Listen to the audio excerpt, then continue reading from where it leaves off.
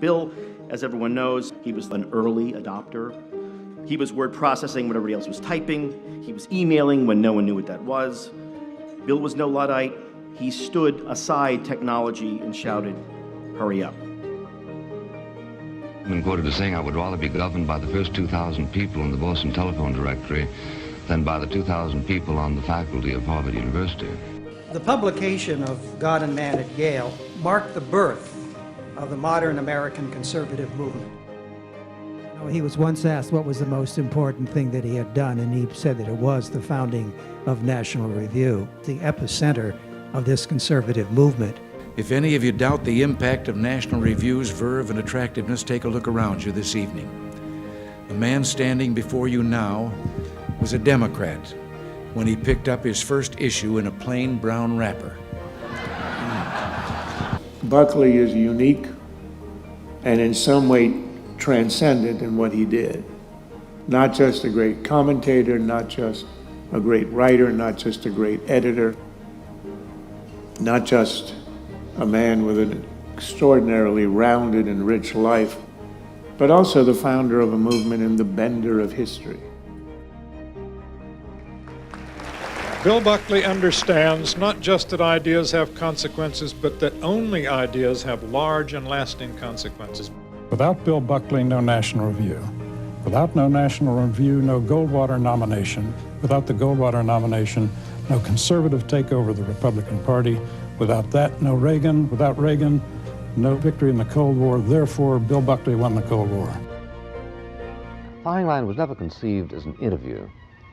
It was conceived, and indeed the original contract specifically called for an exchange of opinion. The idea was that a conservative position on many matters of public policy tends to be ignored or trivialized. You're a wise man and you make a man think. Did that ever happen in the ring? No, boxers don't think as fast as you, they're slow. Do you think that there would have been any change as far as civil rights legislation, as far as many of the breakthroughs that have occurred? Of course. Oh, come on. I don't know what fairyland you're living in. If you call me America, a senator. that's my fairyland, the country you don't know. William F. Buckley built an unmatchable legacy, thoughtfully, forcefully, and unapologetically advancing the cause of liberty. He was a small government human being, if there ever was one. One of the neat things that Bill Buckley always did was he tried to add and multiply, not divide and subtract. He tried to find areas of agreement where he could in fact add and multiply instead of finding differences. Bill as a debater was first class, but of course, as we've already said, he was very fair. He let the other point of view be presented, and generally speaking, his view was, I'm going to give the other fellow enough rope to hang himself. You know, Brent, you said it very well about respecting the other person, not, God knows, because you think their ideas are right, but because that is a person, just like you are, just like we all are. And maybe you can get to that person. Maybe you can appeal to that person. So many of Bill's first colleagues were ex-communists. You know, it was him and your father were the only two who weren't.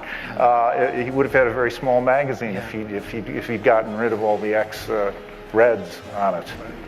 And he would have focused on the politics of culture. This is something that the left has been doing for 25 years very successfully, and I think National Review was doing this. The thing about National Review that all of you understand is that we are emphatically not a business. We are a cause.